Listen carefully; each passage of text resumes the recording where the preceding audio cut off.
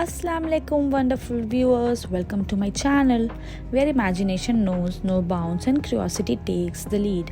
Whether you stumbled upon by chance or have been a part of my community for a while, I am thrilled to have you here. So, your requests have flooded my inbox, and I couldn't be more thrilled to put an extra special treat for you. Today is all about Jinn Stories requested by you. Like, subscribe, and share the love with your friends and family.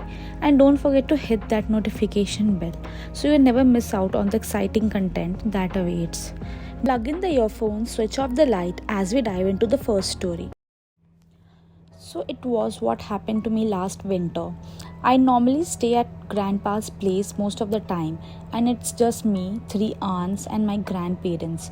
My cousins come there occasionally too. They live in a society which is plenty green, like loads of trees.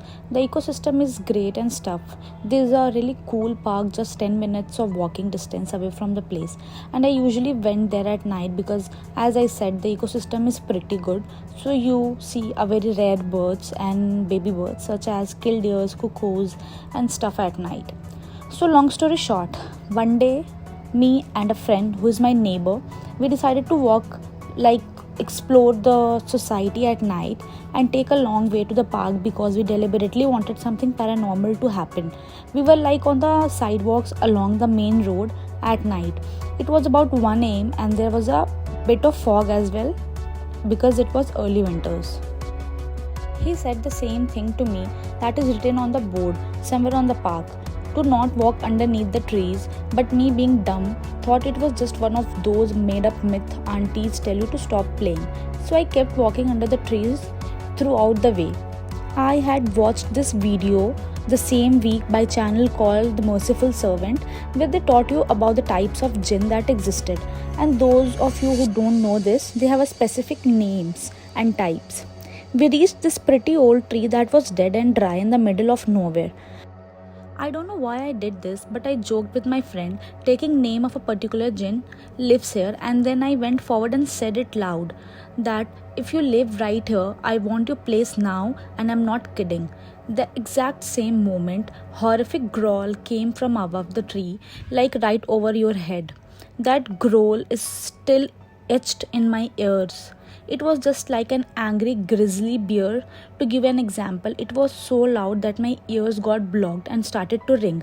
We started to run instantly, started reciting Ayatul Kursi and just kept running as fast as we could till we reached his place. It felt like a movie and it was hard to fathom what just happened.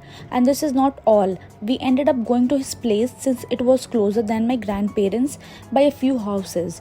As soon as we entered the house, we entered it through a back door as we sort of sneaked out as we weren't allowed to go out this late.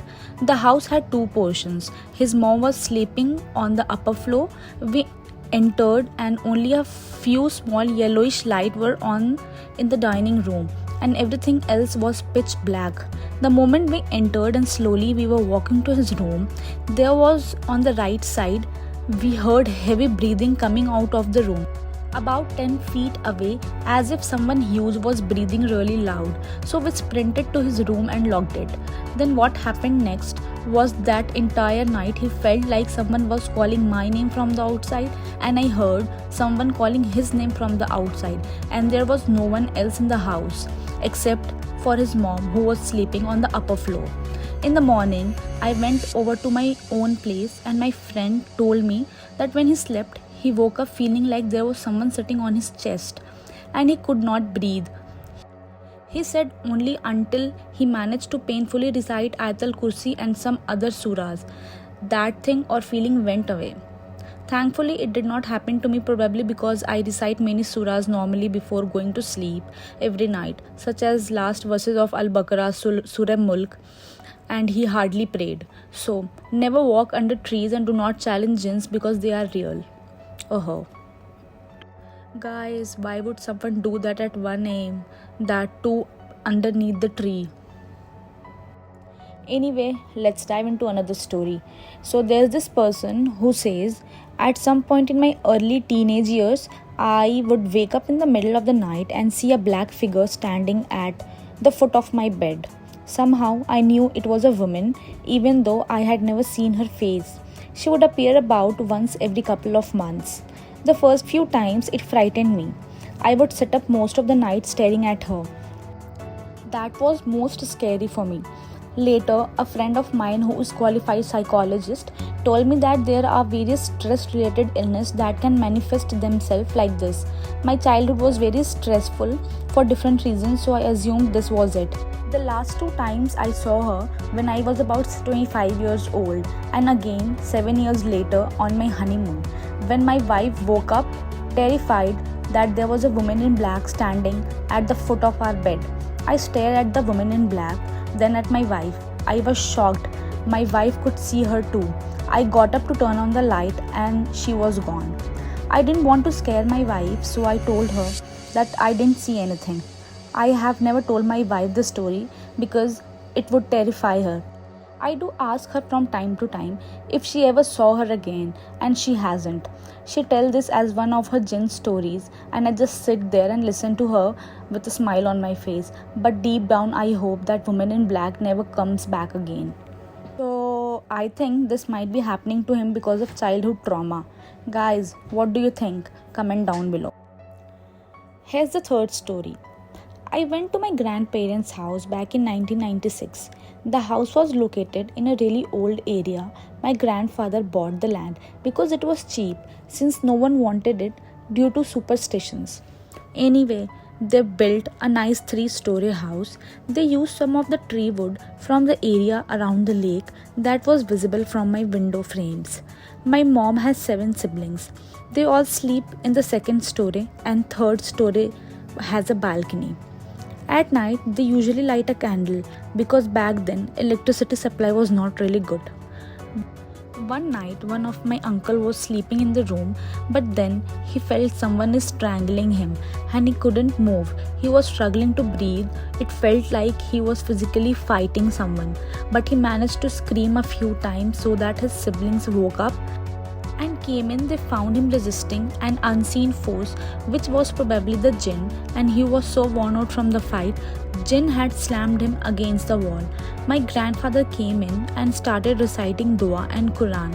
While they tried to hold him down and wake him up, once they finally did, they saw bruises on his wrist. Anyway, they lit the candle and told him to go back to sleep. But not long after, my mom's younger sister also started screaming. She was attacked and strangled by it too. She was awake though. My grandfather started reciting Quran and he somehow managed to set her free. Jinn disturbed us for some time. We started reciting Quran every day at our house and consulted an imam. Thankfully, the happening of such events started decreasing. I don't live at that house anymore. This seems more like a movie story, but anyway, reciting Quran is a must, guys. It's for our safety only. Anyway, that's all for today.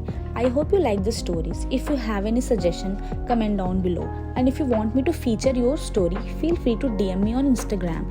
I will come up with different content other than Jinn stories super soon. Thanks for watching. Don't forget to subscribe. Assalamualaikum. Allah Hafiz.